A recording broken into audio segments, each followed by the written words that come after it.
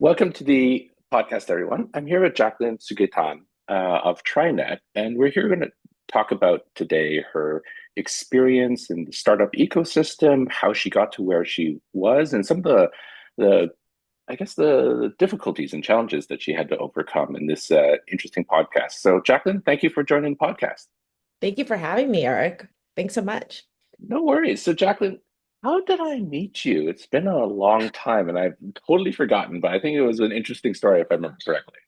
So back in the day, I'm gonna age my pre-COVID, hmm uh, you were working out of a WeWork. There was a WeWork Soma that was there, and I had a networking event. I worked for a startup called Indenaro, and I was doing fractional CFO work. And I met you there because I think you were just working out of the office. I told you that I did dealt with fractional CFO, and hmm then all of a sudden you gave me your network. You came out and you said, you know, this person, this person, this person. This is why this person should meet with you. This is why, and you were selling me, even though you didn't really know if I was a good sales rep or not. And then you left and said you were going to make like eight, nine, maybe 10 introductions. And I remember leaving the event and I said, oh God, this guy is lying. Like, he's one of those people that just says he knows everyone just to show off. And like, I will never hear from him again. And then I remember waking up the next day and I don't know why you sent emails super early in the morning. And I remember seeing my inbox and every single person you said you would introduce me to, you introduced me to. And I think hmm it was because of you at the time, I connected with like a bunch of international accelerators and international programs because you are the super connector that you are. As we all know in this podcast, you are the super connector. So you're in a senior sales position at TriNet. I Yeah. mean, what was your journey like to getting there? In Trinet or in sales? Because that is a In look. sales, actually, let's start in sales. That's a good point. So I guess my upbringing first. So, my parents both migrated here from the Philippines. So hmm my sister and I are the first generation. Growing up, my sister was my parents loved my sister. So she valedictorian, she went to Columbia, she got her master's. She went to the realm that my parents wanted, and she actually is like in the medical world. And hmm parents love her. Her hmm her husband got his MBA and God knows where, and they're both like the elite family. I, on the other, I tell every founder because a lot of my clients are founders, VCs, hedge funds, and whenever they ask me, which is rare, by the way, I haven't had this hmm question in a while, but every once in a blue moon, they'll be like, "Where did you go to college?" Which I'm in my 40s soon. I always say I go to UC San Jose State. hmm So like I went to a state school and you know my parents wanted me to be a lawyer. They wanted me to be a doctor and I went to college with the thought of okay, if they kept saying doctor, obviously I was an straight A student. So then they were like just be a nurse. My mom was a nurse. And so I went to college and I wanted to be a nurse because my parents said so, and I was miserable. So I hmm actually graduated in advertising and I graduated during the recession. So I hmm actually got a great job. I worked at an ad agency, one of the top ad agencies in the country. And I think 4 months into the job, they lost all their clients because of the recession and they basically cut and cleaned house. And obviously, I'm the first to go. hmm Uh, I'm telling a long story, by the way. That's Uh, all good. That's what we want to hear. so I wanted to be in the ad tech world and I couldn't find a job. And a recruiter was like, hey, you know, I didn't know what startups were because in college I graduated in journalism and that wasn't a thing. And they said there's a startup hiring entry-level salespeople. I said, you know what, I'll just do it because it's better than have no job. I've always worked growing up. I needed a job and I did it. And then I realized I was so good at it. And so I never left and I worked at this startup and they actually got acquired. And as a early 20 something that got acquired from a big company, you're like, this is fun. And so I went in the startup life and I did sales in startups and then I worked my way to corporate because I got older and I wanted more stability. Granted, my job is still chaotic. I'm very happy with TriNet. Every job I find, regardless of the size of the company, is chaotic nowadays, but that's a different discussion. So Yes. I think you bring up an interesting dynamic. So I was the only child, and I think my parents also had the same thing. It's like, especially from an Asian background, right? It's like legal, medical, or something white collar, right? Like Yes. literally, that's the goal, and you have to do it the traditional way, which is, hey, you have to go to school, and you have to go and do like basically more or less STEM, right? Let's be honest, right? It's Yes, like if you do absolutely. anything in liberal arts, it's like you're black sheep of the family. Like I have political science, black sheep of the family. Um, how did you? Well, two questions, but I'll start with this one. How did you kind of overcome that, or when did you kind of recognized it when you were looking for that first job, right? In terms of that, you were good at sales, you hated nursing, but when did it really kind of become part of your psyche or part of your mental model? Let's put it that way. Of like being comfortable of like the job position, Yeah. therapy. I'm joking. Well, not really. Um, no, I like, okay, talk about therapy, but like, let's talk about, being Asian, being Hmm. like the first generation or even the second generation. I Hmm. look back, I guess it is therapy. I look back and a lot of the reasons isn't the fact that like they think they want you to be quote unquote smart or better than others. Although there is this idea of crab mentality, which if you know Yeah. what crab mentality is, that's a whole different situation. Hmm. Um, but I also think it's stability. I think the Hmm. reason why they put this in is in their mindset, these jobs will give you a stable condition, and this is why we left our country.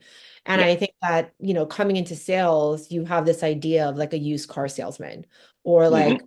you're hunting what you eat, which quite frankly, sales is still not a stable income unless you're good at it, right? Hmm. And I think that mindset switch when I realized that I am fortunately naturally good at it. And I think what I came to realize and what my parents realized is like, as long as you're good at what you do, whether it's being an artist or, in sales, Hmm. and able to have a stable income for you to live comfortably. You don't need to Hmm. be the richest, but you live comfortably. I think our parents are okay. I also think it's kind of interesting now because we live in a time of AI technology Yeah. and a lot of these jobs that we think is stable in the past, and again, completely separate podcasts, um, Hmm. is no longer what we consider stable. Hmm. And God forbid, again, I'm 39, if I told my parents I would want to be a founder at my generation, my parents would laugh at me. And they're like, absolutely not. You will be poor. And Hmm. now, if someone says, I want to be a founder, I'm sure a parent would be like, what resources do you need? Let me take you to as many resources as possible so you can become a founder. So I think it's a different mindset now. Interesting. Do you think you always had that? Uh, I'll use I'm going to use the word term entrepreneurial, but a little bit black sheep mentality when you were growing up, in terms of like, doing your own thing or trying to at least. No. I No. Yes and no. I I grew up with braces and a unibrow, and I was a little chubby kid. Um, I was very insecure growing up, and I think part of being successful and I don't even consider myself entrepreneur, but I also think I deal with like a lot of quote unquote successful people, you deal with what do you call that? Uh, where you're thinking you're not good enough. I know it's a tip of my tongue. Uh, Uh, Imposter syndrome, right? yes, deal with that. Yes. Yeah. Uh, but I think it wasn't necessarily, I think that played into the fact that I wasn't confident enough. I Hmm. think once you get confident in your own skin, it's easy for you to be confident professionally. I also think that surrounding yourself with the right people is a good one. Surrounding yourself with the Erics of the world that will introduce you to the right people is good. And sometimes you have to search for it. Like Hmm. it's not handed to you. You have to find the right organization for you to be uplifted to like the next level. Interesting. Let's talk about imposter syndrome because I think that's something that we all talk through, right? I mean, especially in Silicon Valley, it's the fake it till you make it culture. But underneath all that, everyone doesn't matter what gender, race you are. There's a little bit of that imposter syndrome. How did you kind of overcome it? Was it again through therapy, time, or all of the above? I'm still dealing with it every day, right? Hmm. I think like my own imposter syndrome is different on my aspect because I'm in sales and a lot Hmm. of my clients are founders. So the people I talk to on a regular basis are founders and VCs. And you talk to these people that have the greatest ideas. And like for me, I still have to remind myself that I'm just a salesperson. So Hmm. like I will always deal with imposter syndromes in this aspect of like, I'm not that brilliant. I am Hmm. not this. And that's my own personal struggle. But Hmm. outside of like the sales bubble, I mean, as a salesperson or someone that does BD, you always want more. Hmm. I'm never truly satisfied. And if I hit my quota or I hit my goals, what's next? I think that's Gotcha. a lot of professions. And I also think we live in an industry because of technology where we're always on the phone, laptop. So there's Hmm. no excuse to stop. It's Hmm. always go go. Mm. Even my partner who's an engineer, like they have their own metrics, and for him, it doesn't end. It's Does just never ends. Yeah, I 100% agree with you. Being in tech, it never ends. You also mentioned the second part in terms of the Erics of the world and organizations. How did you find people like me or organizations that you kind of are part of to build up and kind of maybe minimize the imposter syndrome, but maybe create your own brand in some respects? yeah, I like that. I think we should touch on that later. It's creating your own brand. Hmm. I Hmm. definitely want to table that because that's very important. But I mean, especially the organization you're in, it's important. Like for me, I have Junior League, which is here in the city, and it's a female group of women. A lot of them are not founders, they're entry-level positions. Some of them are the richest people in San Francisco and they're bored housewives, but a lot of these women are successful. And it's really Hmm. just meeting the right people in that network and volunteering. I teach Zumba. I don't know if you Hmm. know this. I I do. volunteer every Saturday and I teach Hmm. Zumba for the past 11 years. So, I mean, just putting yourself out there, doing hobbies you like, joining different organizations, even internal organizations. So, like within my organization, we're lucky enough, and I'm going to open a kind of worms here where we have a DEI organization where there is an Asian organization or women who work organization, LGBTQ plus. I Hmm. am with the leadership in the Asian organization. And so Hmm. like for those that are listening in where they're not in sales, they're not a founder, maybe you're in customer service, or maybe you work for a big company, you can be your own leader internally as well. And Hmm. I think finding a good support system internally in your organization is a big deal, especially like other Asians. Hmm. That is my saving grace in my company. Interesting. So, I mean, we've touched a bit about marketing, and I kind of hinted about branding, right? And I'm a firm believer in creating your own brand. So, how do you think? Well, how did you develop your own brand, and how does it kind of tie in with the organizations and people that you networked with in order to kind of grow your career? Yeah, that's a good question. And to answer that question, I do also think branding is important. I want to highlight this is like, I have to remind myself that people are always replaceable at jobs. You may be Hmm. the best person at your job, but unless you're the founder, truly you are replaceable. And Hmm. I think building a brand is important because if you were ever to leave your organization, you're bringing that book of business and your network with you. And a lot of times, what makes you from the next job is the people that you know and the connections you have.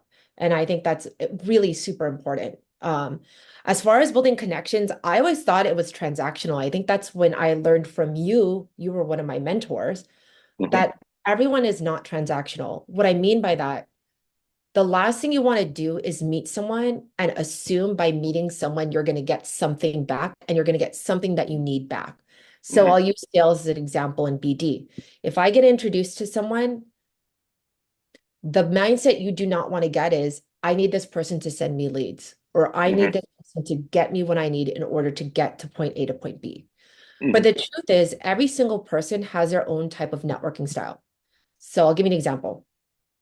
Some people get the ecosystem like you and me. If I Hmm. introduce someone to someone I know, let me introduce you to the right people so you can get to point A to point B. Yeah. There are some people that don't do that. There are some people that keep their network close at heart, especially like VCs, for example. They're never going to share their network. They Yeah. keep close at bay. But what they could do is some people, not VCs, but people in general, they can invite you to events that most people don't have invites to. So by accessing that event, you're accessing things you need in that network. Hmm. Or I have someone that would never introduce me to people, and I bump into her at a networking event at a party. She's the first person because we're physically there together. Well, she'll be like, "Oh, have you met this person?"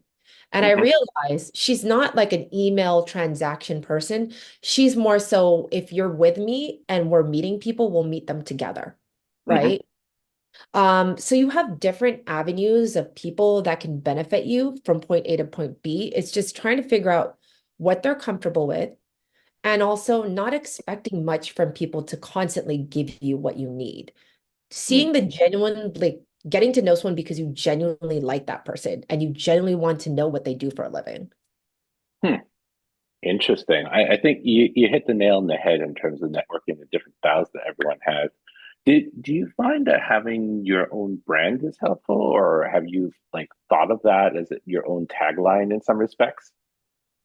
Yes, I think for me, what makes me a little different than some of my peers, because I think all of my peers do their own thing, is like Hmm. I like doing panels. I like sponsoring panels. I like being part of panels. I like moderating panels because by leveling myself as a salesperson and a BDB person, being part of this and being on stage separates myself from being someone that's just like a typical salesperson.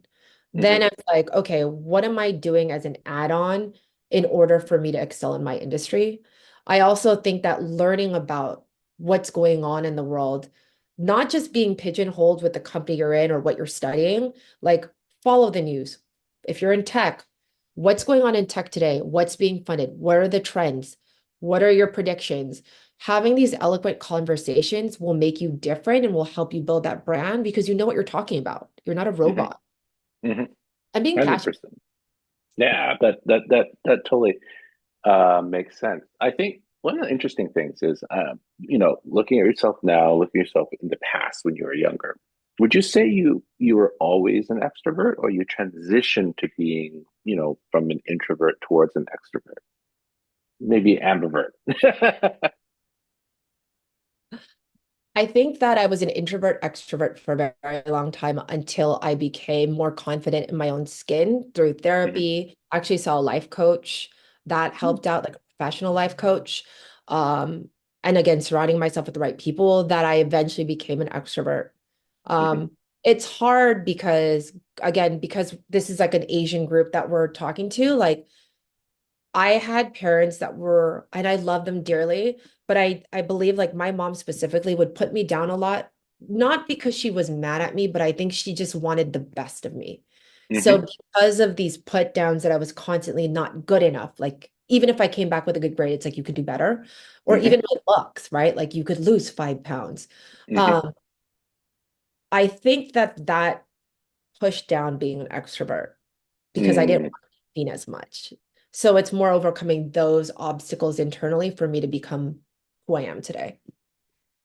I fully align with that and have my own history with that. So I totally get that. In terms of, you mentioned volunteering, you're someone who's taken a leadership role, both professionally and personally. What do you think are some of the things that people can do to grow their leadership style, even if maybe they're not in a leadership position? I think one, like I said, follow news, podcasts is important. Knowing what's up to date in whatever sector that you're in, being the best and knowing the most. So, like, I'll use tech, for example, because I feel a lot of things is tech these days. Like, Hmm. wake up in the morning and I have like Strictly VC newsletter. I have multiple newsletters that pop up on my phone so I know what's going on, what everyone is talking to. That's important. Um, Constantly learning, going to events that you find interesting. Now, don't go to events that you're like, I'm just gonna go to go. Like for me specifically, I love AI right now. I'm very passionate with like how AI is impacting the world. I went to a panel yesterday, George Powell uh, Mm. they did one and it was with Menlo Ventures and it was AI technology, but AI to consumers. So Hmm. like how is AI impacting consumers, specifically even consumers that are in middle America that are not as because like we live in a bubble, right? Yeah. Yeah. So like find these interests that you like, go to these panels, they're interesting, and it actually surrounds you with the right people. Because then you'll start meeting people within your network that love what you do, that probably have connections, and that like they'll attend these events with you, and you could build your own networking group or your own like eco. That you mentioned ecosystem, and I'm a big proponent of ecosystem as well, right? And I've always stated that it takes time to build it, right? Would you share that sentiment, or would you say there's things you could do to maybe accelerate that, I particularly if you're starting from zero? Okay, starting for zero. This is my 2 cents and this is subjective. Hmm. Okay.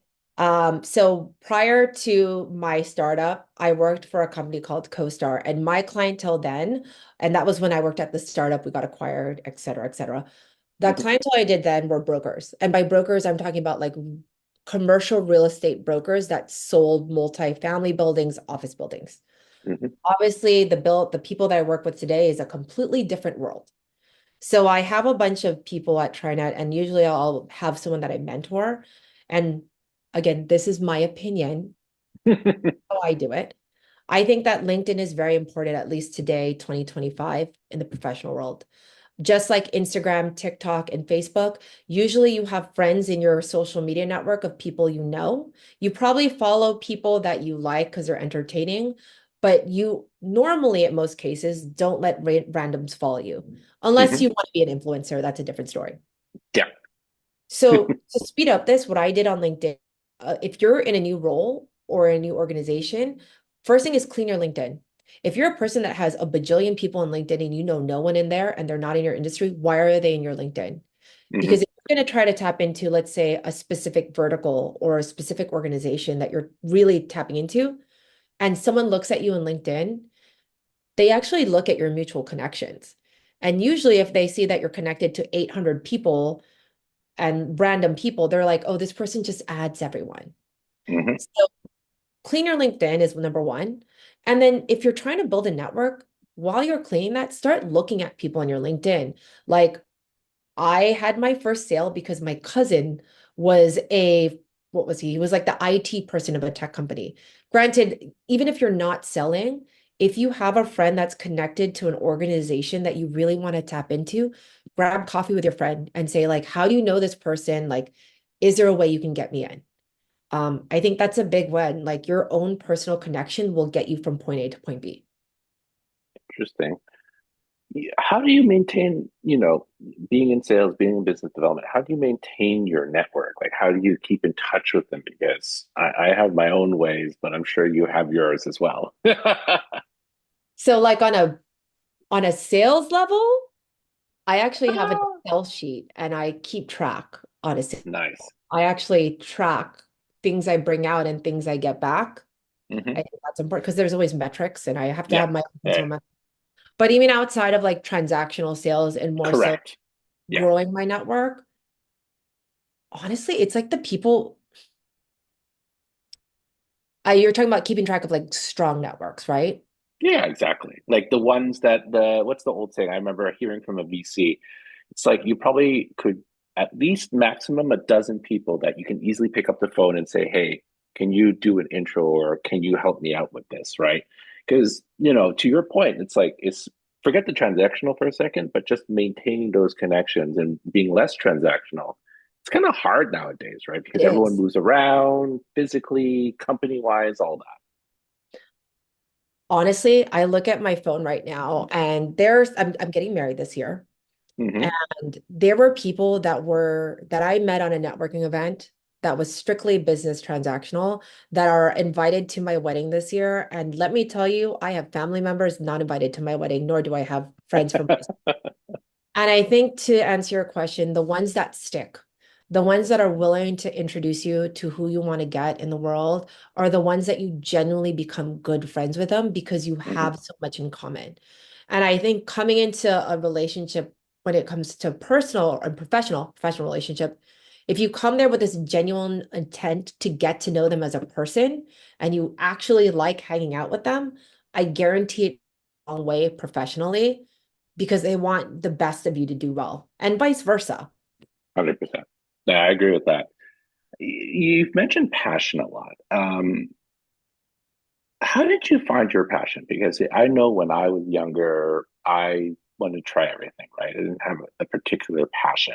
And I think a lot of people are like that, right? They get sometimes stuck and then they're scared of doing something different, or they think, oh, maybe it's just a life change and their passions change, which is perfectly fine.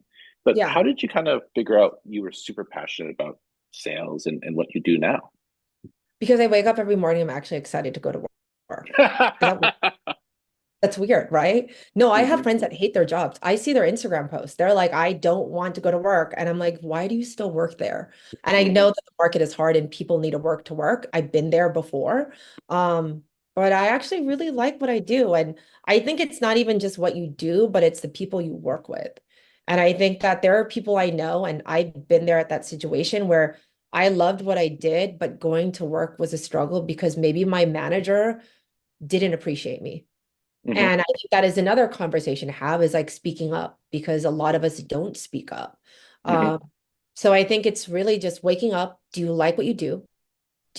Are Mondays that horrible that you don't like Mondays? Or are they like, oh, I hate Mondays, but it is what it is? I mean, hmm those two different worlds. Um, Exactly.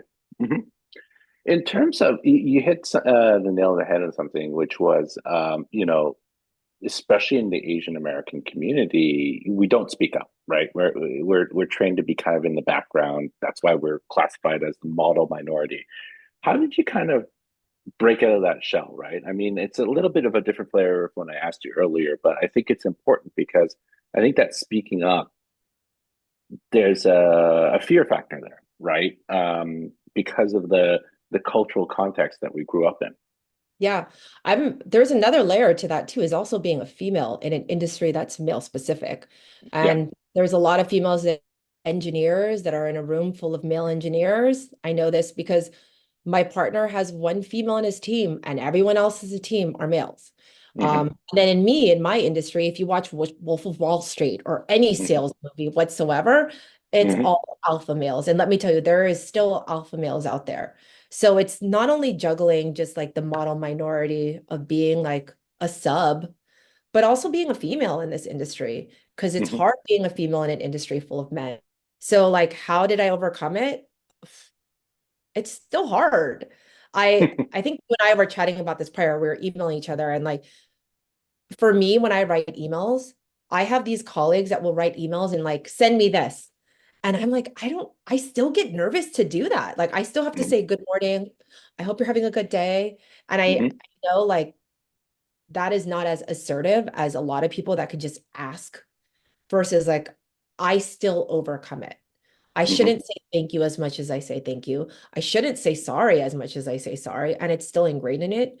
But what I do now is I go to ChatGPT and I actually look at my emails, and if I think it's too much, I'm like, is this too sensitive? Sadly, or fix this email. Not saying go to ChatGPT and do everything that way. But more so like sometimes you need to put a mirror on yourself or maybe talk Yeah. to a friend and say, hey, like, what are your thoughts on this? Because it is hard stepping up at times. I still struggle with that every day. Mm.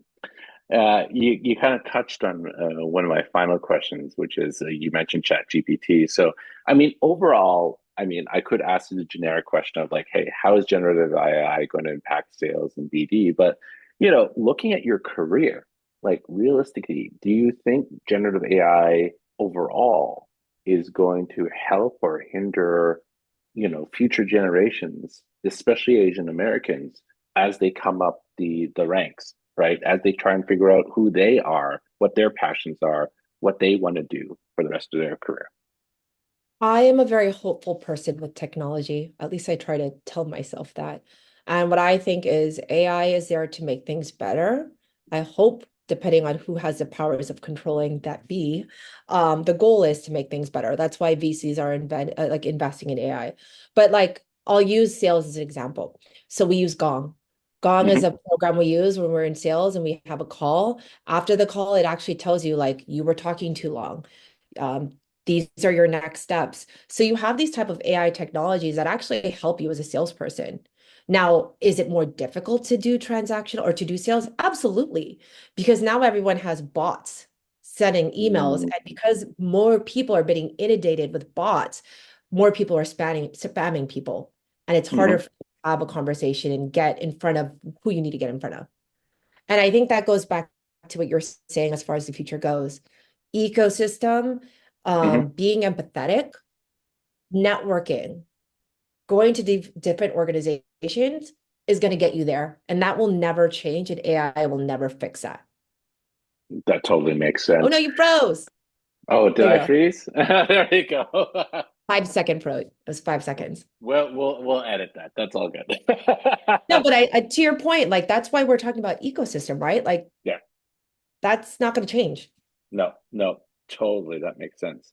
So, I always like to leave our guests with the final words. So if you had any final words for any Asian Americans or members of the AAPA who are listening, what would that be? You caught up, you froze. What was the last two Sorry, sentences? what would be any final words that you would say that of wisdom for anyone listening to this podcast? Um, Expand your network. Don't be shy. And find people that like what you do and like get to know other people that are just as passionate as you with whatever you're trying to do and achieve in the world. Excellent. Well, Jacquelynne, thank you again for agreeing to appear on the podcast, and maybe we'll schedule another one. I think there's a lot of interesting topics from what we talked today about. Thanks, Eric. It's nice talking to you. Thank you.